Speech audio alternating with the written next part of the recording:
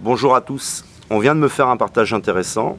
On vient de me partager une vidéo qui s'appelle Alain Soral contre Raptor Dissident. C'est une vidéo qui, on voit Alain Soral dire qu'il va se sacrifier pour nous. Il va montrer qu'est-ce que le réel à Raptor Dissident.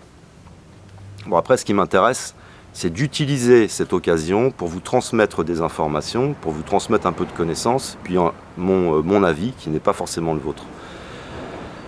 Tout d'abord, on l'a vu ensemble, je vous ai partagé déjà ces informations. Il y a de nombreux ravins, c'est un lapsus, rabbin et rave, qui expliquent qu'il doit y avoir absolument le chaos en France.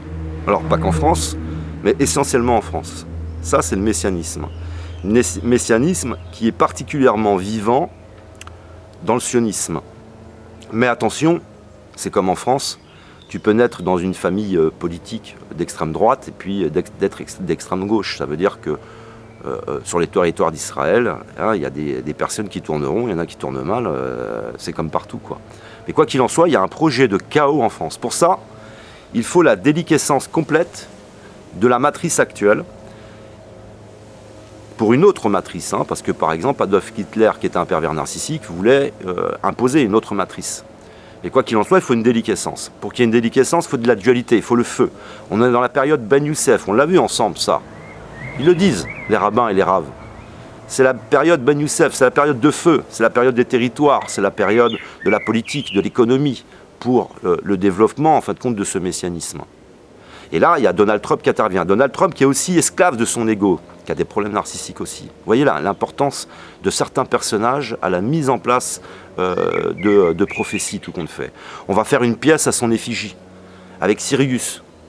Tu as les deux faces, deux profils, celui de Sirius et celui de Donald Trump d'un côté, je ne vais pas vous le remettre, et vous avez de l'autre côté le temple, le troisième temple qui doit être construit. Il faut donc qu'il y ait le chaos en France, et il nous faut des agitateurs. Il nous faut des personnes qui, à la base, sont des intellectuels, vont finir par se transformer et devenir le logos, la dissidence et tout un sketch cinématographique où la personne va mettre en scène son suicide. Mais pour ça, il faut que cette personne ait des problèmes d'ego. L'ego. À quoi va participer l'ego dans notre effondrement? L'ego qui... nous sommes esclaves de cet ego. Parfois, je vais me disputer avec l'autre, ça va entrer dans la violence parce que cet ego, j'en suis esclave. Parce que je me projette dans un avenir en tant qu'héros et je voudrais que dans l'avenir on dise « Ah, j'étais le grand dissident, l'homme héroïque, l'homme complet, le gladiateur », comme dans cet empire romain qui va s'effondrer à cause de l'ego aussi et toutes ces problématiques narcissiques. Donc en fait, vous allez voir que vous allez avoir un grand nombre de personnes qui vont participer à cet effondrement. Et l'ego a une place vraiment importante, parce que c'est lui qui va faire que tu vas choisir une grosse voiture, une grande maison, tu vas choisir une femme avec laquelle tu ne vas pas rester, tu vas te disputer, parce qu'il y aura l'ego forcément qui va se mettre entre vous. Donc il y a vraiment des problèmes de persona et d'ego. Le processus d'individuation, parce qu'il y a participer à la déliquescence, et puis il y a ce qui doit nous accueillir de l'autre côté, à un moment donné, la période bleue. Le processus d'individuation, tu vas faire un immense travail sur ton ego. Et là, tu vas pouvoir commencer à pouvoir approcher la sagesse. Et c'est ce qui va se passer là, dans les années à venir. Donc, on a là un personnage qui est en train de mettre en scène son suicide, comme la vidéo que je vous avais fait sur Donald Trump, qui met en scène lui aussi son suicide. On a vraiment des personnalités très particulières et que l'on peut diriger, en fin de compte. On te dirige avec ton ego. Tu es esclave de ça, quoi. Donc, c'est une prostitution aussi. Alors, je voulais faire une vidéo pour dire tout simplement... On a quelqu'un qui dénonce le sionisme, mais qui est un intellectuel, ce n'est pas un être spirituel. L'ego t'empêche d'accéder à la spiritualité. Et quand je dis spiritualité, ce n'est pas de la croyance, ce n'est pas un dogme. C'est à développer ton aspect spirituel. Et comme c'est simplement un intellectuel, quelqu'un qui a des problèmes narcissiques, il va devoir nous créer une forme de société où un homme complet, ce serait un homme dans l'ego, ce serait un homme violent, ce serait un homme viril, avec ce déséquilibre masculin-féminin. Mais la transition, ça va aller vers une harmonie intérieure. On peut donc vivre le processus d'individuation individuellement. Tu t'effondres, tes croyances s'effondrent, tout l'univers que tu t'étais imaginé s'effondre, et tu te reconstruis, tu vas vers la double naissance, la renaissance. Mais on peut le vivre aussi collectivement. Mais pour ça, il faut des agitateurs.